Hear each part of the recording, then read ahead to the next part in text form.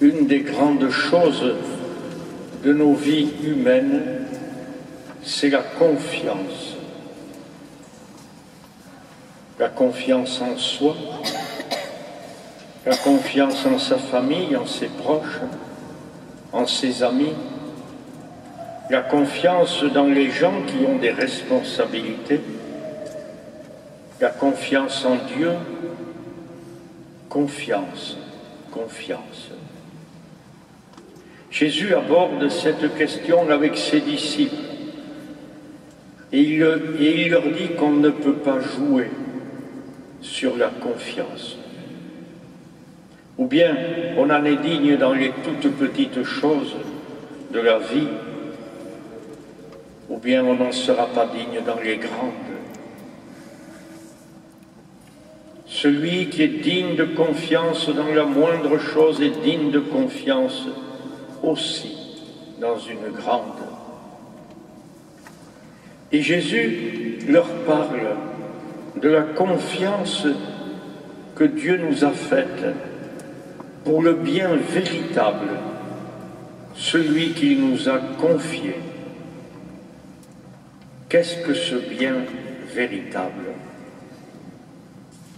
En tout premier, sûrement, c'est notre propre personne, notre vie, et puis celle de nos proches, et aussi celle des autres à travers les responsabilités que nous occupons. À vrai dire, nous sommes confiés les uns aux autres. Et la vie s'enchaîne bien quand on est à la hauteur de la confiance, de la fidélité, de la conscience, du respect. Ce qui peut troubler la confiance, vous le savez bien, nous le savons bien, c'est l'intérêt personnel mal compris, symbolisé ici dans ce passage d'évangile par la recherche de l'argent. Mettre sa confiance dans l'accumulation de l'argent pour mener sa vie, plutôt que mettre sa confiance dans la fidélité au Dieu qui nous a appelés à la vie filiale et confiante à son égard, à la vie fraternelle et confiante dans les autres êtres humains. Vous ne pouvez servir deux maîtres. Vous ne pouvez servir à la fois Dieu et l'argent. Dans la première lecture que nous avons entendue, le prophète Amos reprenait ceux qui dans leur vie professionnelle trichent, faussent les choses et toujours pour s'enrichir en exploitant les plus pauvres.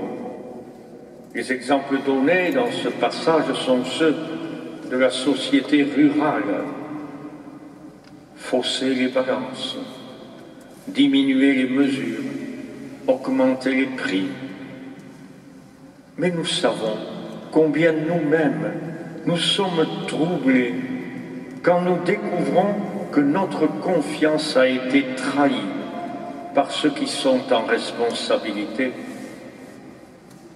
La corruption, l'enrichissement personnel, la malhonnêteté nous heurtent profondément. Oui, l'attrait de l'argent est un piège terrible qui peut nous déshumaniser. J'ai eu l'occasion cette semaine de rencontrer un jeune homme de 35 ans qui venait me partager les questions qui l'habitent actuellement. Il sent bien que le monde autour de lui le pousse à entrer dans la spirale du toujours plus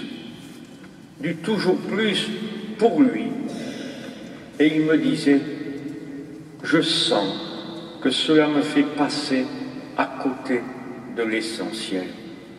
Cela étouffe des questions profondes que je me pose sur le sens de la vie, sur l'homme, sur notre vie, sur Dieu, sur l'essentiel, et j'ajoute, à cause de l'évangile d'aujourd'hui, sur le bien véritable. Du coup, il venait me dire qu'il avait donné sa démission pour prendre une année de réflexion, une année d'intériorité, une année de fondation spirituelle. Et il n'est pas le seul dans ce cas. Parmi les jeunes adultes venus aux Journées mondiales de la jeunesse à Cracovie cette année, il y en a plus d'un qui se pose ces questions-là. Un serviteur ne peut servir deux maîtres, ou bien il haïra l'un et aimera l'autre, ou bien il s'attachera à l'un et méprisera l'autre. Vous ne pouvez servir à la fois Dieu et l'argent. Et dans notre diocèse et dans notre ville de Marseille, nous savons bien que l'attrait de l'argent fait chaque mois plusieurs morts, plusieurs victimes. Chers frères et sœurs, nous voilà renvoyés aux interrogations essentielles. Que faisons-nous de notre vie? Que faisons-nous de la confiance que Dieu nous a fait en nous appelant à la vie et en nous confiant les uns aux autres? Que faisons-nous de ce monde? Sûrement, nous sommes invités à un sursaut de conscience. Contemplons le Christ qui est venu de la part du Père, qui veut que tous les hommes soient sauvés et parviennent à la connaissance de la vérité, comme l'écrivait l'apôtre Paul à son ami Timothée. Aujourd'hui, ici à Roquevert, commence ce 20e festival d'orgue. C'est un temps qui introduit à la beauté, à l'intériorité, à la profondeur spirituelle, à la gratuité, à l'admiration. Prions ensemble, frères et sœurs, soyons à l'écoute de celui qui est venu et qui vient réveiller nos consciences pour faire de nous des hommes et des femmes de confiance, soucieux du bien véritable. Amen.